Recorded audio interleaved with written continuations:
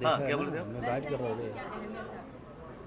ऐसी कोई ख़ास अहमियत नहीं है मेरे लिए, क्योंकि हम लोग उस कल्चर से बड़े नहीं हुए जहाँ पर वैलेंटाइंस डे पे डिपेंड करना पड़ता था कि मोहब्बत है या नहीं है। बहुत लेट मालूम पड़ा स्कूल में जाके कि वैलेंटाइंस डे नाम की कोई चीज़ होती है। ये चांस की बात है कि हमारी जो एंगेजमेंट हुई थी वो 14 फरवरी को हुई थी और 15 फरवरी को हमारी शादी हुई थी 2002 में। उसके अलावा वैलेंटाइंस डे की कोई मेरे लिए ख़ास महत्ता नहीं है। प्यार है तो है, वो किसी भी दिन है, और नहीं है तो फिर कभी भी नहीं है। मधुरिमा, आप क्या कहेंगी? आप जब वैलेंटाइन डे आते हैं कुछ एक्सपेक्टेशंस बढ़ती है कि कुछ गिफ्ट मिलेंगे या इस तरह से कुछ? हम लोग ने शुरू से ही कभी वो गिफ्ट्स का आदान प्रदान किया ही नहीं है। हमको ऐसा कुछ पता नहीं, कभी ऐसा कुछ कल्चर जैसे ही कह रहे हैं, हमने उस चीज़ में कभी वो इंटरेस्ट ही नहीं रखा कि किसने क्या गिफ्ट दिया। या हाँ, ज़रूर मैं रोज़ेस देना बहुत पसंद करती थी, तो मैं रोज़ेस देती थी, कभी कभी कार्ड्स भी देती थी। पर ऐसे कोई गिफ्ट्स के वैलेंटाइंस डे है तो गिफ्ट लेके चले गए, ऐसा कुछ कभी नहीं किया हमने। सोमू ने कौन से गाना गा के आपको प्रपोज किया? मैंने भैया मोरे राखी के बंधन को ऐसे ही कुछ गाया था शायद। नहीं, एक्चुअली मैंने कुछ नहीं गाया था।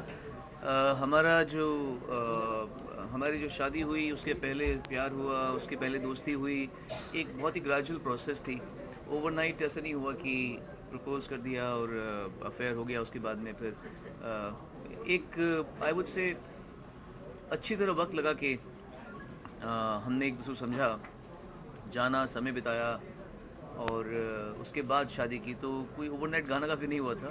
मैं तो गाना गाता ही रहता था, तो शायद मेरे कई गानों को सुन सुन के इनको मुझसे नज़दीकी अनुभव हुई होगी। लेकिन स्पेसिफिकली उनके लिए कोई गाना नहीं गाया था। मैंने गाया था। एक गाना मतलब मुझे जो बहुत हाँ याद है, हाँ, गाया था।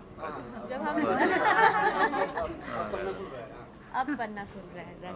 हम एक बार जब फर्स्ट टाइम मैं बॉम्बे आई थी इनसे मिलने, तो हम लोग गेटवे ऑफ इंडिया में गए थे, तब इन्होंने गाया था। बड़े अच्छे लगते हैं कि नदिया, ये गेटवे ऑफ इंडिया और तुम। ऐसे तो नहीं गाया हुआ। हाँ हाँ, वो तो जैसे ही कहते हैं। सोनू जी के इतने रोमांटिक गाने हैं, मुझे लगता है उनके कौन सा एक पर्टिकुलर सॉन्ग है जो आपको बहुत इतने गाने हैं कि एक पर्टिकुलर गाना निकाल के कहना बहुत मुश्किल है। पर मुझे जो गाना इनका बहुत अच्छा लगता है वो एक एल्बम से है, वो है धन्य धन्य नारी जीवन। वो क्लासिकली माइल एक एल्बम है, उसका वो गाना जो है मुझे बहुत पसंद है, क्योंकि अरे फेमिनिस्ट गाना नहीं पूछ रहे, रोमांटिक गाना पूछ रहे। रोमांटिक गाना बता। मुझे वो उस गाना गाने पसंद में है। उस गाने में महिलाओं की इज्जत की बात होती है, वो तो ठीक है, वो अलग बात है। वो रोमांटिक गाना पूछ रही है, रोमांटिक गाना बताओ। रोमांटिक गाना कभी अलविदा ना कहना। सोनू जी, आप कोई गाना डेडिकेट चलो, करेंगे ठीक है। मधुरिमा जी के लिए? मैं मेरा रंग दे बसंती चोला। सोनू जी, हाँ, मधुरिमा जी आपसे जानना चाहेंगे कि 12 सालों में कोई एक लम्हा जो आपके लिए बहुत यादगार, बहुत खास है? 12 साल बाद आप जो गुनगुनाना चाहते हो कोई एक लम्हा सबसे गाने पे मत यादगार, रहो अपना, बस काम की बात करो यार।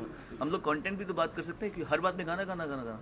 आप एक चीज़ मैं कहना चाहूँगी, लोगों को हमेशा ये रहता है कि आपके हस्बैंड अगर सिंगर हो, म्यूजिक हाँ, डायरेक्टर मतलब हो, राइटर हो, तो नॉन स्टॉप वो कुछ ऐसा करते रहेंगे कि अभी मैं अब क्या हाउसवाइफ गणेश हेगड़े की हूँ। शादी को तो क्या वो डांस करते रहेंगे वो हमेशा? हाँ हाँ, अमिताभ बच्चन जी की शादी में वो डायलॉग बोलते रहेंगे, "हे, कितना आदमी", मतलब ऐसे बोलते रहेंगे। ये क्या बात हुई? सिंगर को बोलते हो गाना गाना गाना गाते रहो। मतलब मिल्खा जी की शादी में वो भागते रहते हो घर पे अपनी बीवी को इम्प्रेस करने के लिए, बस मैं भाग रहा हूँ, मेरी बीवी इम्प्रेस हो मुझसे। ये थॉट ही रॉन्ग है कि मतलब गाओ, अब गाओ, दुख में गाओ, सुख में गाओ, रोने में गाओ, हंसने गाओ। सोनू मैम की ऐसी कौन सी बात है जो बाकी लोगों को नहीं पता, नहीं आपको पता है? पर वो बहुत जो सारी बात, बहुत सारी ऐसी बातें हैं, मैं क्यों बताऊँ? अगर मैं नहीं, क्या है कि ऐसी कुछ बातें जो आपको आज पता उसके लिए आपको शो सुनना पड़ेगा ना। अगर मैं सब कुछ अभी बता दूंगी तो शो पे क्या सुनेंगे आप? मैं तो बोल ही सकती है। आप सब लोगों को ये जानना, मतलब सबके दिमाग में ये है कि क्या मैं सिंगर थी, क्या मैं सोनू जी की फ़ैन थी। ये सोनू जी आप लोगों को बताएंगे कि मैं कौन थी, शो पे बताएंगे। अच्छा बताओ। हाँ, मतलब इनके बारे में कभी कभी लोग ऐसे कुछ अखबारों में ऐसे आया था कि ये मेरी फ़ैन थी या मेरे पीछे प्रशंसक बनकर आई थी, गाने की शौकीन थी। ऐसा नहीं था।